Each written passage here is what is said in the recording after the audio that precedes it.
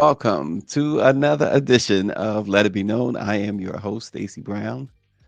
Peace and love, everybody. I'm Niele Anderson, and we have a lot to talk about. I've missed you, Stacy, and the chat, and I'm ready to get to these headlines that are impacting and inspiring our Black experience. All right, well, let's see what our producer might have for us this morning. Honestly, I was like, you've got to be kidding me. You're on the other side of the president for 1 week and you can't take the heat. Imagine what it is to sit in my shoes, to not only be on the opposite side of him, but to have people like her who are constantly fanning the flames. Crockett and Green have had very public clashes of their own, but Green's announcement of her resignation followed clashes with the president, mainly over the release of the Epstein files. Last week, Green apologized. Well, there you have it. So Marjorie Taylor Greene, effective January 5th, 2026, she is gone from Congress. She cited the breakdown in her relationship with Trump, but she's still voting with him. Oh, for sure. And she came in probably, her pay was probably just like yours and mine, but she's walking out a multimillionaire. Let's start there. Okay. It's Right. easy for her to walk away. And then there's a lot of chatter from Black women across the country about how much Black women take. You just saw Jasmine Crockett right there. Last week she had a death threat at her office. And so for Marjorie Taylor Greene to back down now, it just shows, what Black women are made of, because there's constant threats happening to them on Capitol Hill all the time. And I'm talking about Black women. And so for Marjorie Taylor Greene to finally stand for something and then sit down immediately after, they come for her, it just shows you the difference between a Black woman and a white woman. Yeah, and we know now Marjorie Taylor Greene has denied she has White House aspirations, but we know she has other aspirations, and we know as you make that comparison about Black women and white women, we know that if she wants to position herself as something else, it'll be a whole lot easier coming out of her skin and certainly out of her MAGA supporting ways. So But this is it's. not, as in politics, this is not how you do it. Because Mhm, the number one talking point against her will be when the elections come around is that she's a quitter. mhm. If you're going to run for president, you definitely have to have thick skin. So I don't think this fares well for her with any ambitions in politics, because at this point, she looks like she is a quitter and she doesn't have what it takes to be in Congress or to run this country. Because the minute things get hot, what are you telling me? You going to sit down? You going to Yep. stop? Yep. The moment she felt a little bit of heat, and this little quasi feud with Trump has only been going on for a second. Imagine, like you said, and you pointed out well, and we used the right person, Jasmine Crockett, what she's been going through every second she's been in Congress. Or look at with McIver. Well, she's been arrested and she faces federal charges. She didn't say this is too much for me. I have to step down. Right. So, it's like, girl, please. Plus, I really do think that the Trump admin threatened her. They have something on her. And that's my conspiracy theory, that they threatened her or a family member. Remember when the stock market dropped? She picked up a lot of stocks, so they could be using that against her, because that's what they're saying made her a millionaire. So it could be, she just stepped down, or they could be threatening her. But whatever the reason is, that is not how you run a district. That is not how you run a city, and it's damn sure not anybody we need to run our nation. Well, there was a year ago, it was just about a year ago now, where she claimed that she had all of this pedophilia type stuff against her Republican colleagues that she would release if they didn't leave her friend alone, Representative Matt Gaetz. So they all got something on each other. You play in the mud and you're gonna get dirty, and they all are filthy. Yeah.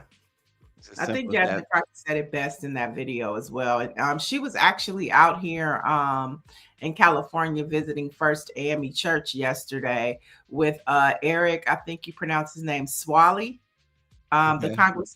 Congress member that just announced that he's running for California governor. So he hit the ground running. And of course, one of the first places he went to was the Black church, because you know that no matter how much of a minority we are, we have a strong voting block, and Black voting power is real. So he found himself sitting right there at First AME Church in Los Angeles with Jasmine Crockett. Doctor Marilyn says nope. White women are made out of the house of cards. Aquarius says I don't care about Ric Flair leaving goodbye. Um, Ric Flair. Wow. Folks, on a more pressing, more serious note, we say farewell to H. Rap Brown. He did not wait for permission to define himself. Long before federal agents called him a menace and politicians wrote laws in his name, he was a young man from Baton Rouge who believed the country needed an honest confrontation with its own history. Before he died, long before he died at the age of 82 in a federal medical facility in North Carolina, he had already become Imam Jamil Abdullah Amin Al Amin, a name he adopted after turning to Islam inside Attica prison. He had said violence is necessary, it's part of America's culture, it is as American as cherry pie. He made those statements during the height of the Black Power movement. He grew up fighting his way to and from school. He was sent to a Catholic orphanage for discipline and learned early that resistance required both strength and wit. So he earned a nickname Rap for his unmatched wordplay on the streets of Baton Rouge. His political direction began with his older brother, Ed, who introduced him to the Nonviolent Action Group at Howard University, where H. Rap met future movement leaders like Cortland Cox and Stokely Carmichael. So H. Rap Brown has died at the age of 82.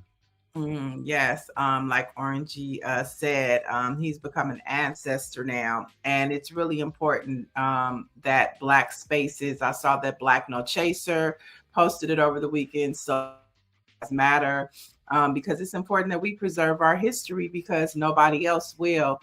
So prayers out to his family, and you know, to his legacy and his contributions to the Black experience. Yeah, absolutely.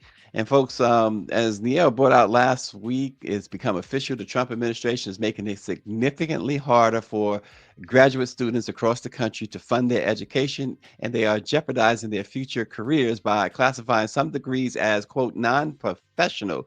Education Secretary Linda McMahon is implementing caps on student loans for degrees now deemed non-professional as part of Trump's big ugly bill.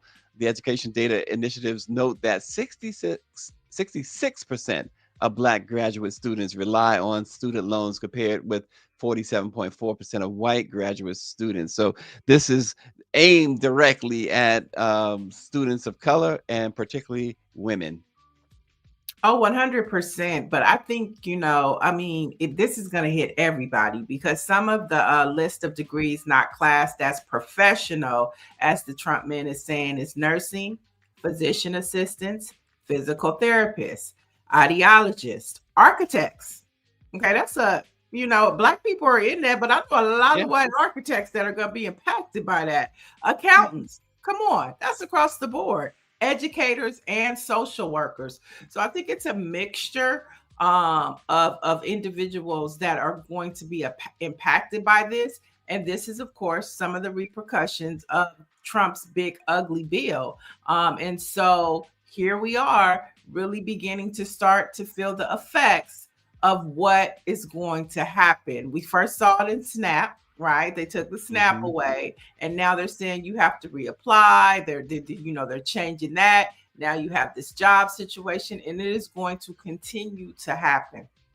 Yeah, absolutely. Patricia Jackson says they work overtime to keep folks down. So pathetic. It's true. And so one of the ramifications, as mentioned, student loan borrowing. So with these non-degree, um, or however they classify them, It's you can. not classed as professional. They're Right, not not professional. classed as professional. So prior to now, they could borrow as much as $200,000 over the course of the degree.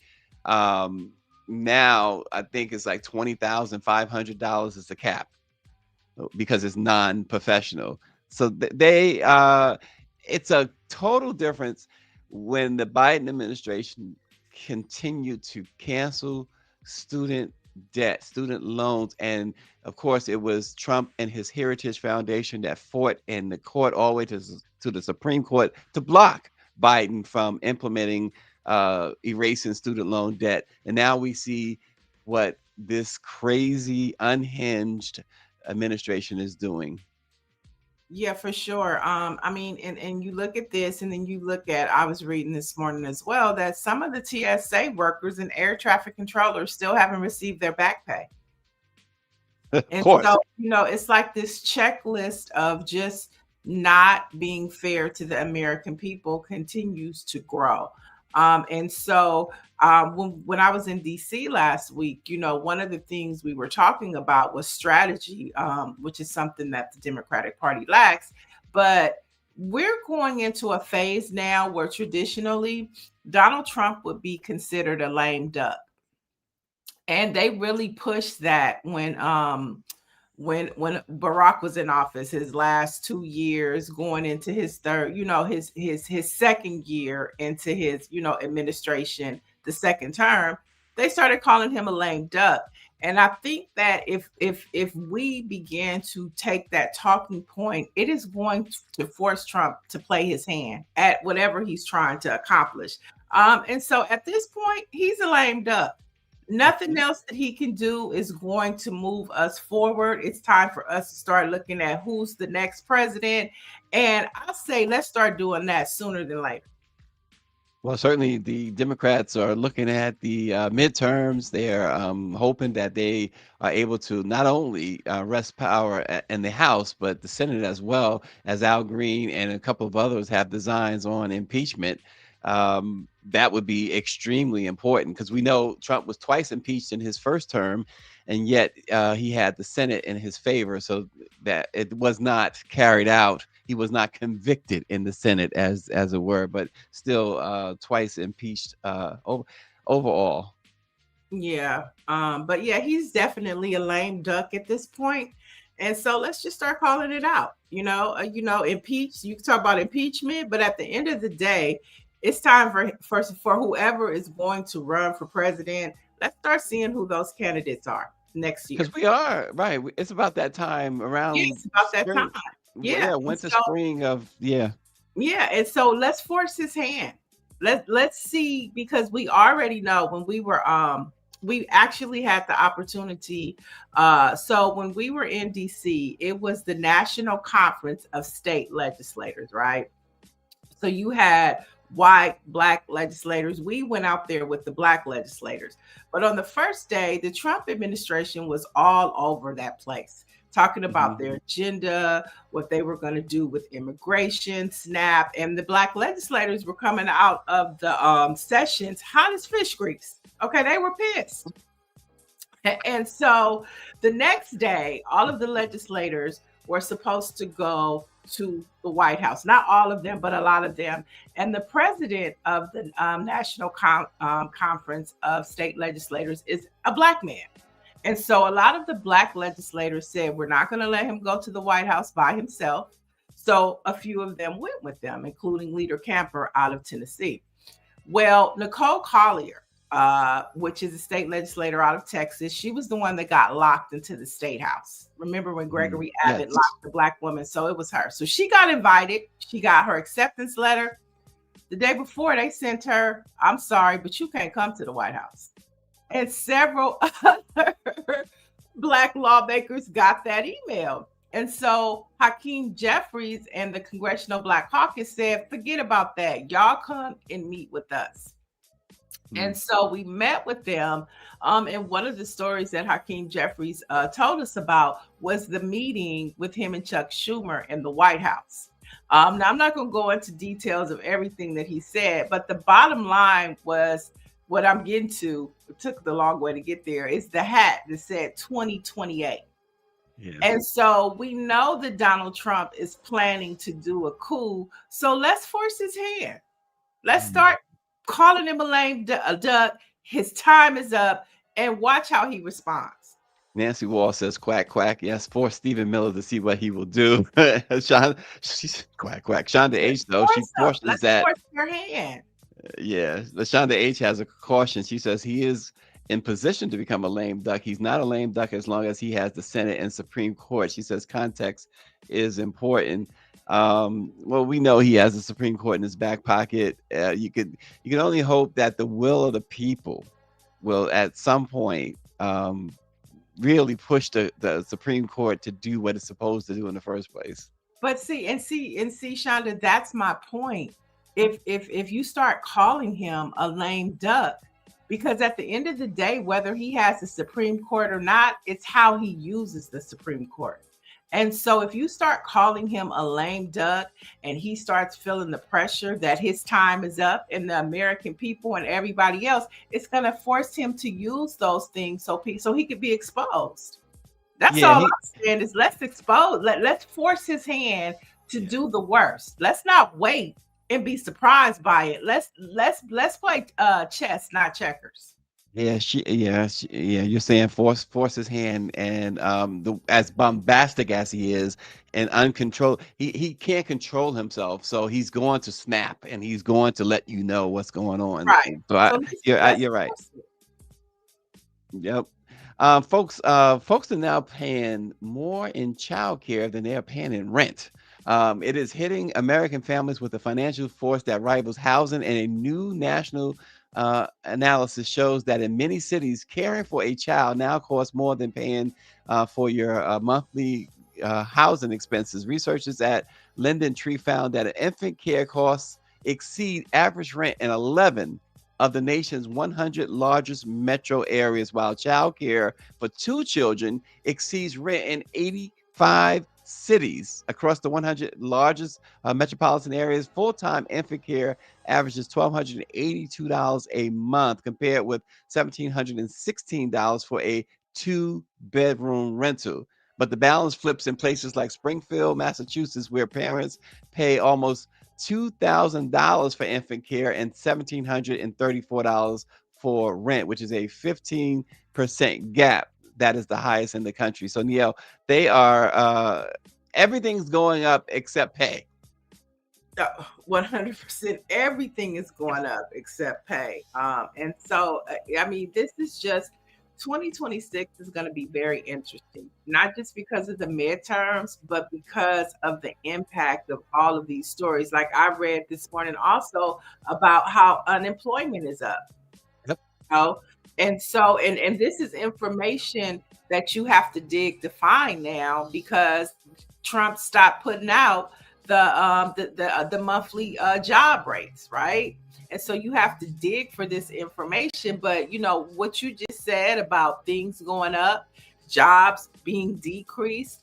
This is setting up for the perfect storm for 2026, and how the people respond will be determined if we will continue to go the way that we're going, or we'll make the turn to get somewhat back to where we used to be.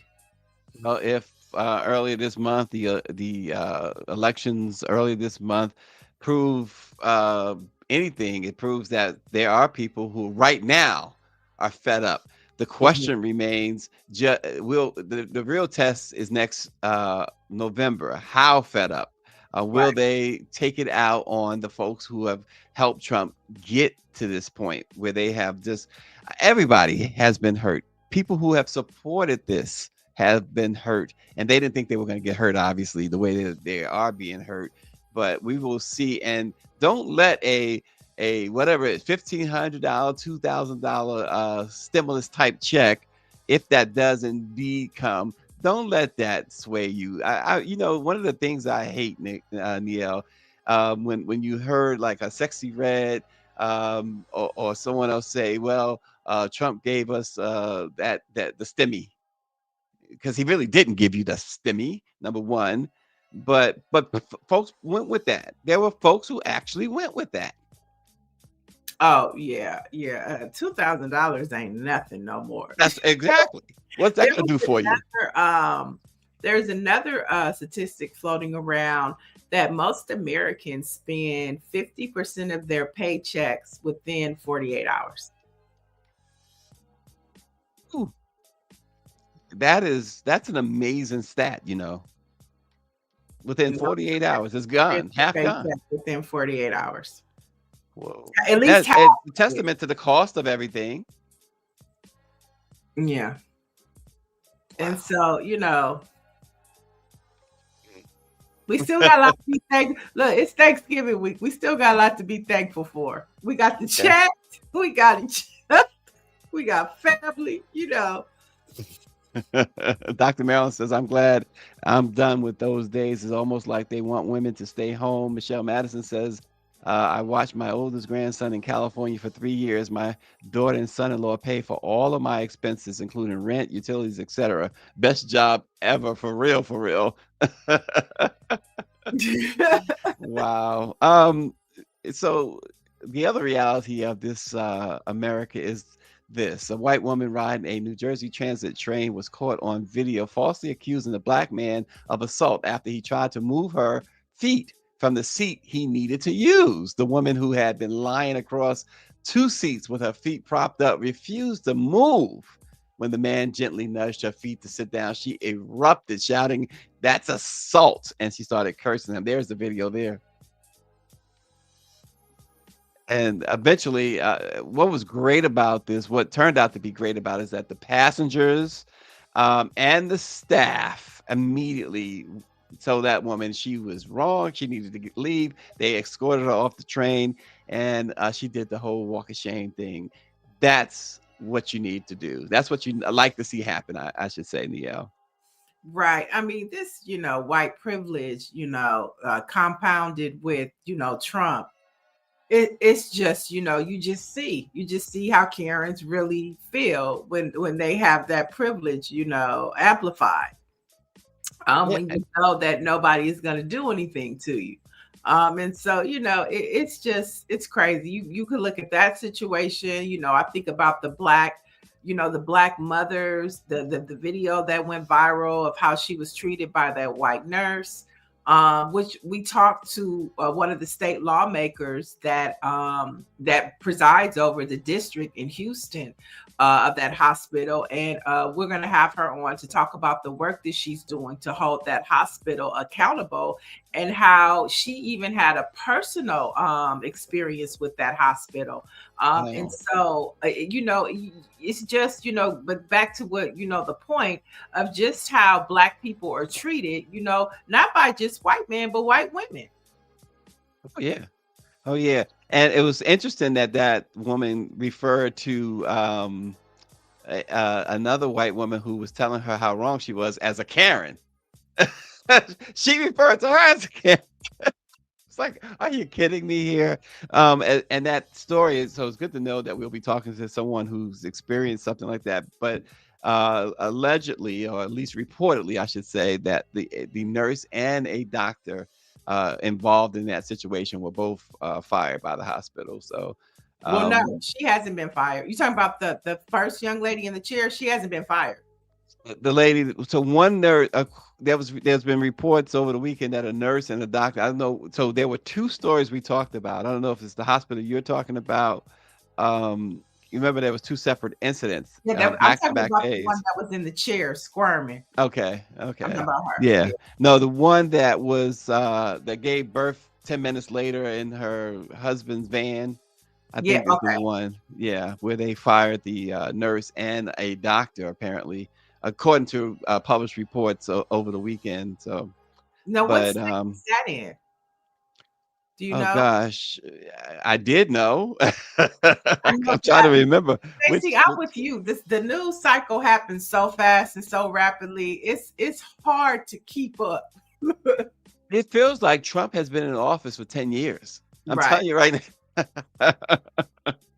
So Shonda H is helping us out here. That incident occurred in Dallas, not Houston. Yet this problem is not okay. So there was two incidents though, Shonda H. We're trying to remember. We know one of them happened in Texas. The other one, I try to. We brought it to you guys last week. Is listen, like Niele said, things are happening rapidly, and so forgive us for my senior moment anyway. Let's lighten it up a little bit. I saw something in the root, Niele, that you would either like or Oh be wait, disgusted Shonda by. says it was. Shonda is on it. We need to get her Okay. as a producer so she can help us with this. Okay, Indiana. I Okay. it was Indiana. All right. There See, we go. Shonda H be keeping us honest in here. Okay. She is not Bria, playing. Y'all better get it I'll right. fix it for you. Destined forever to live writes that black and white women, most white women are all talk. Black women fight, have had to for generations. So a white woman cave into a white man is nothing new. Oh, okay. I guess we're going back to Marjorie Taylor Greene with that comment. Um, all my life I had to fight. It's so funny. I was watching The Help yesterday, just random. It's all relative because that's what they had to do all their life. They was fighting. That's it. That's it. And the problem is that black women especially are taken for granted that they can handle it. They can handle it. It's all taken for granted. Right. So And people like Marjorie Taylor Greene, they could just walk away after she's made millions, okay? Because she went in that White House, she was looking broke, okay? She was looking broke. She come out and say, "I'm done," but she leaves a multimillionaire. The privilege of it all. the privilege of it all, unbelievable. Okay, so let's lighten it up a little bit, or maybe disgust it a little bit, make it disgusting. A long running culinary debate in black communities is back, folks. Niele said the holidays is this week, so this culinary debate returns. And no, Dawn Montgomery, is not about sugar and grits or whether catfish belongs with spaghetti. The Root says the real question is simple: should black folks have the right to eat chitlins? They are high in sodium and they smell terrible while cooking. And no, they should not be eaten regularly, they say, because of the risk of high blood pressure. But the Root notes that on special holidays, the answer is absolutely yes. Chitlins are more than another soul food staple. They carry a deep cultural weight in Southern Black life dating back to slavery, when they were often prepared only during gatherings or holidays. So, Niele, other than the no raisins in the potato salad that Stephanie Humphreys is writing, should black folks continue to consume chitlins? I mean, I eat chitlins. Me and my aunt were just talking. Her husband bought her 2-packs. She told me if I wanted some, that I needed to bring her 2-packs because they shrivel up to nothing. And if I want to take some home, I need to bring mine. And so, chitlins are very expensive now. So, I mean, they used to be cheap, just like, everything else, but they are extremely expensive, So I'm saying they are the caviar of Correct. meal right now at the price. But yes, I will be going to get my chitlins and taking them to my aunt's house for New Year's. Yeah, I love it. But I only want to eat them really once a year, and it's during the holiday season, right? You get Okay. chitlins, some hot sauce, some collard greens, some fried chicken, some coleslaw, and a little sweet potato, and you're good to go. Grits, so don't ever ask if you can taste anything I'm eating. That's fine, but I love me some chitlins around this time of year. Oh my gosh. So Stephanie Humphreys channel, she says, I don't eat them, but eat your chitlins if you want to, but only in moderation. And Patricia Right. Jackson says, You can't yuck. eat a lot because they start to make you nauseous. If you can't get it like a bowl of cereal. It has to be like a mixture of, like I say, like I have my meal. I love it.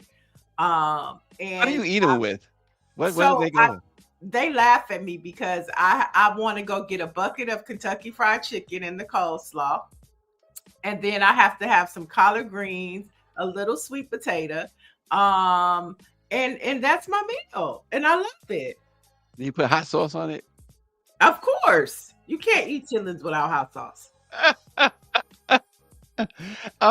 Patricia Jackson said yuck, but if you enjoy And the them, good go thing for about it. it is they actually come clean now. I remember before as a little kid, my grandmother would be in the sink cleaning up and cleaning up. And my grandfather would be like, nobody eats these chitlins unless you get in here and help your grandmother clean them. And we used to be like, we used to leave the house. When the chitlins came, everybody had something to do. Okay. Oh my gosh. But why is it, Neil, that why do folks even bother with them? That most people are repulsed by it, by the smell and stuff like that. Why do people bother with them? What do you think? Because they're Chat, tell us. good. They're good. You know what? And I think it's a cultural experience too. Like I had my friends and family giving this weekend, and I made gumbo. And one of the things I talked about was how, gumbo used to just be something that we would make at, within our culture because we didn't have anything else. And it was just this big pot of stuff, right? Now you go try to get a bowl of gumbo and it's $70. That's a And for us shame. back in the day, it just used to be a survival meal. Lydia Mathis says it's traditional. The, Stephanie Humphrey Channel writes that this is reminding her of the Cosby Show episode when Cliff was cooking and he scooped out a cow's tongue, and Theo said, "I don't want to taste anything that can taste me." Yeah. Destiny said cabbage does not smell good cooking, but they sure taste good, and that's just how chitlins are. They don't smell Uh-oh. good, but they taste good. So Mike V says he sees you and Kamala Harris washing out collard greens in the bathtub. No, She said, no. I don't Grizz, wash my greens in the bathtub, but if oh, Kamala bathtub, does, that's crazy. more power to her. More power to her. Gria says, don't kiss her on the cheek or nothing. She says, don't need no directions on how to not eat pig's intestines. A good gumbo can get expensive, Shonda says. Perfect soup for cold winter day. Yes, and Shonda, the pot was empty. I had to go. It was nothing but roux left in that pot. So I went yesterday and got me some more seafood, and I'll make my own batch because I didn't get any. See, we're getting an educational lesson too, because RNG, now he's back to Power 96. Come on, man. He says the gumbo comes from the word gumbo, which means okra, and it comes from West Africa. Do you like okra? Yes, I started putting okra in my gumbo because I like a thicker roux. And it helps it thicken up. So yeah. I have a brother who used to love, probably still does, okra. We used to always like, man, why are you eating that? It's so It's just slimy looking. it's so slimy. I just, when I was growing up, all I could think about was saliva, and I just did. But now, as I'm older, I chop that okra up real good and put it in that gumbo. That's about the only place you're gonna find me eating okra, and you can't even taste it. It's more for the thickening of the consistency, not really for the taste. Oh, okay. So is all this stuff gonna be on your table this week? Oh yeah. So like I said, I had my friends giving. I made gumbo, I made black eyed peas, and I made red beans and rice. And then we had the fried chicken. And so yeah, so that we started it off that. I still have some left. And then it's just gonna continue in Thanksgiving, and then we're gonna go on to Christmas, and then on New Year's we're gonna have our chitlins. Okay, so RNG says eating gumbo without okra is just soup. And Van Rick Tony says we should try Indian okra dishes. He says you're gonna love it. Have you ever had anything like that? Indian okra? No, I'm not an okra eater. That's not Okay. that's not my calling. I'm more of a chitlin girl. Okay, we go back to the Okay, so he says, and I hope I'm pronouncing this right, bende masala, aloo bende, crispy bende fry, chitlins. All right. Listen, nasty but tasty, he says. Okay, gotcha. All right, Nia, what else you got this morning? So continue to put in the chat what you're making for your Thanksgiving dinner too. Give us some thoughts. But John said, "Where's his invite, Niele?" I don't even think we're in the same state, Jonathan.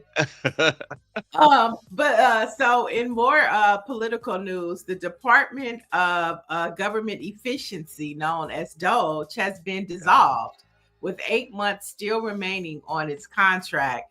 Now, the White House Trump admin is saying that doesn't exist. Adding that it is no longer a centralized entity. So now they done fired all the federal workers. They done got rid of everything. And now they've just dismantled this organization, DOGE. And so it's gone. Yes. All the mayhem that Elon Musk caused, all of the savings that he said, none of it happened. The only thing that happened is a whole bunch of Black folks lost their jobs. That's it. That's the only thing I can think of that has happened out of DOGE. Can you think of anything else, Stacy? Just destroying lives and Elon getting richer and taking our information. Okay, I think the chat is hungry because they still talking about sweet potato eggs, a sweet potato egg roll with pecan praline drizzle. They hungry, making me hungry. That sounds like a stomach ache. Interesting. Oh, who am I to say? Because I eat chitlins, so hey, I think I eat the bottom of the barrel. So whatever. What is that ONG is saying? Smoked turducken stuffed with crawfish tails, shrimp sausage, and jambalaya. Is that a form of stuffing or dress? Do you say stuffing or do you say dressing? That's a good one. Stuffing. I think I would say stuffing. Yeah. I say dressing. Okay, Michelle Madison is making curry chicken, stuffing, cabbage rolls, crab croquettes, and cauliflower bites. Okay, we can do without the cauliflower bites. Yeah, I'm bringing the turkey too, but I'm just going to Popeyes and picking up the turkey. Okay, so Power 96 says dressing. You call it dressing, not stuffing. He's from the South. I call it dressing too, ORG. Okay.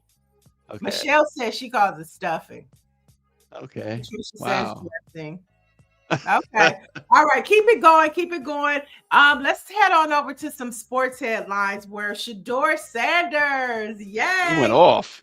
Makes Brown history with the win over the Raiders for his career start. Now, no Brown rookie QB has won his first start since 1995. And he became the first Brown rookie quarterback to win his first since that year. And so the headlines and social media was going crazy for Shedeur yesterday. And I think it had a lot to do with how he was treated. Oh, when you put, and you've made this argument before the season started, you were there making the argument for him. When you put two guys, that less qualified guys ahead of him, and then you get this far into the season, it just shows you how silly whatever it is that they wanted to, whoever they were sending the message. I still believe it was they were trying to get back at Deion for some reason. They were trying to hurt him in some way. It just shows you how silly that really was, because if this man can perform at that level, oh my goodness, what are you doing? Right. I look at this too at how God works, because his contributions now to the NFL is so much more impactful, meaningful, and the headlines are much more bolder and bigger because of how they treated him.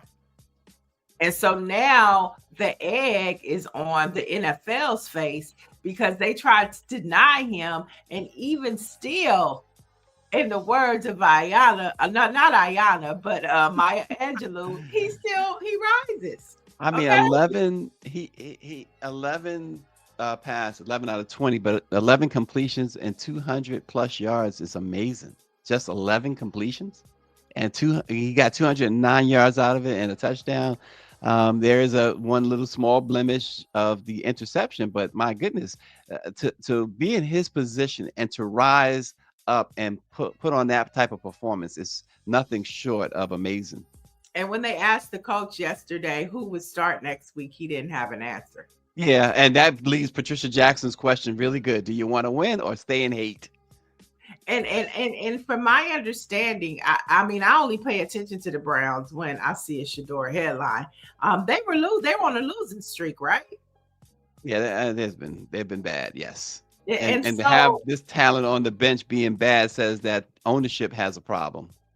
And so the minute he steps on the field, not only does he bring the win, but the Browns are now the headline for NFL Sunday. Okay. And now people want to go to the games. Deion Sanders was there yesterday. So part of, being in the league is having star power and bringing people out.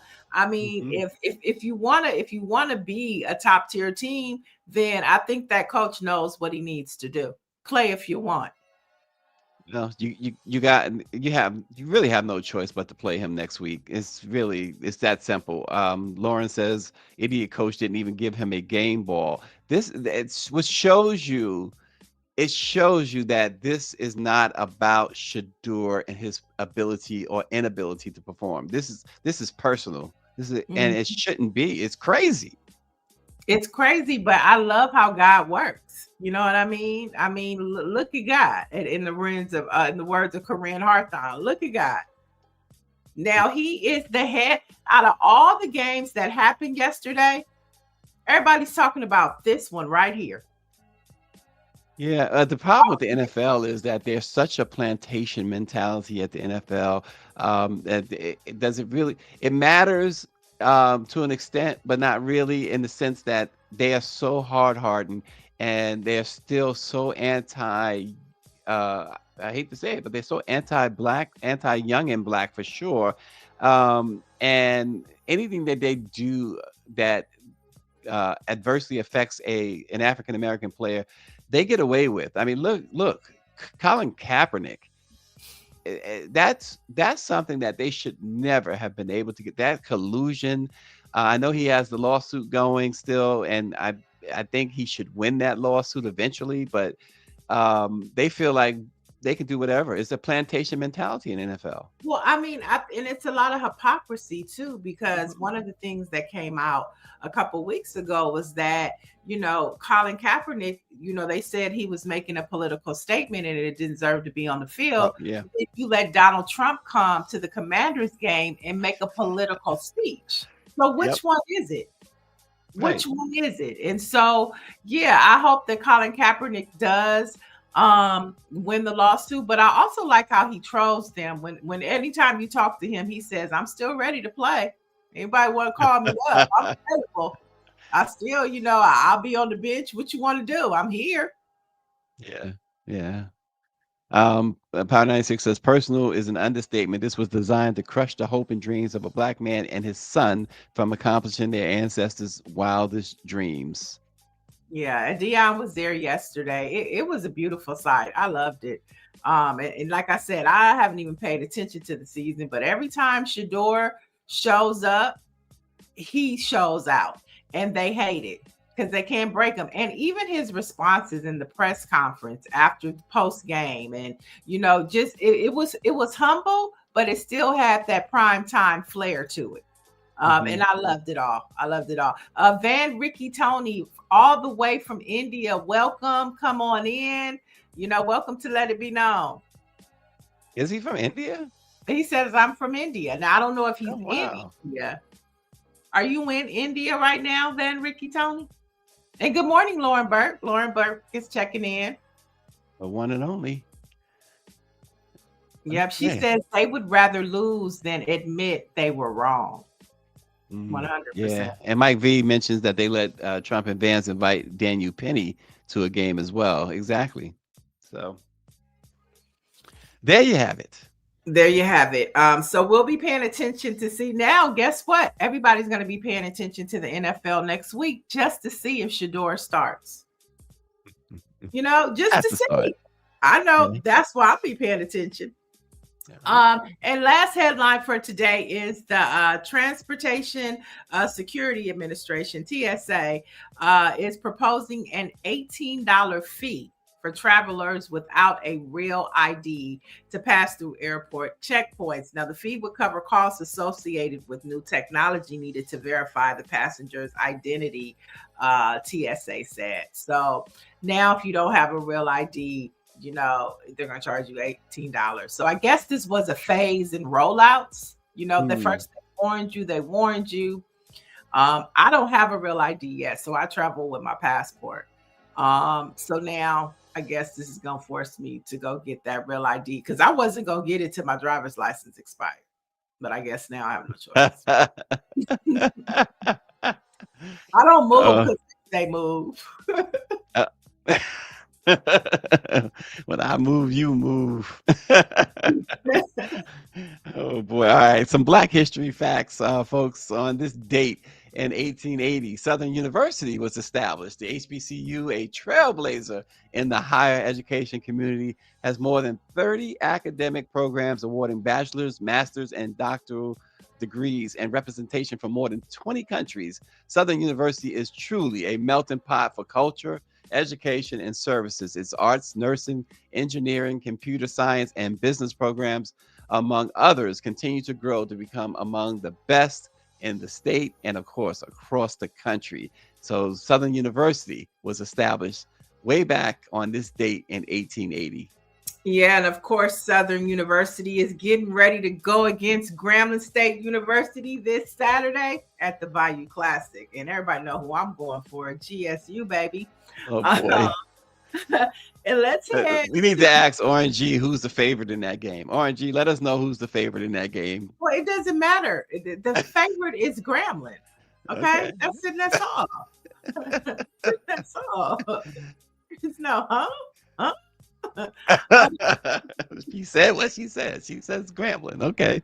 All right. And on this date in 1870, Robert Abbott, the founder of the influential Chicago Defender newspaper, was born in Georgia. Yeah, the Defender. Wow. When folks say, you still have a couple of folks who say, Black Press, what is Black Press? And then you say Chicago Defender. It's like, you cannot, folks, be Black in America and not know about the Chicago Defender. For sure.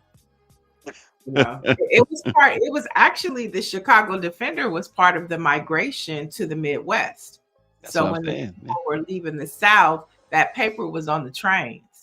And so that was the way that you stayed connected to what was happening to, folks leaving the South and building better lives in the Midwest. And so it was a tremendous, important paper. And you can really learn about that when you go to the Smithsonian in DC. So it's a very important paper with the Black experience here in the United States. Can't get around it. And there you have it, Niele. Power 96. RNG says Southern has interviewed Marshall Falk for their next head football coach. And he says, fun fact, the first Galloway from Southern University in 1944. And here you go. He says Southern will upset Grambling. That's his prediction. I mean, hey. We will see, RNG. When we come back. I'm trying to hear it. We will see. Okay. Oh boy, y'all gotta bet some like gumbo or something. You put up the chitlins, he put up the gumbo. Well, I would love to taste RNG's gumbo. I bet you it is really good. I bet it's good too. I see him cooking all the time. He sent me a picture just a moment ago of the duck thing he was talking about. Okay. But it's like just got the seasoning on it. It's not cooked yet. So I want to see it after it's cooked. It's the turducking. He says a turkey, duck, and chicken mixed together. I guess that's how they feel about chitlins, because I'm like, I don't know about that orange. So you got turkey, duck, and chicken all mixed together. Huh. What is it like? Is the consistency like a ground beef or something? It looks like a chicken from the picture he sent me. Oh, it looks like a whole chicken? It looked like a whole chicken, yeah. Yep. It looks like it looked like this one got some paprika on it. Well, we know what Orange G is bringing to the potluck.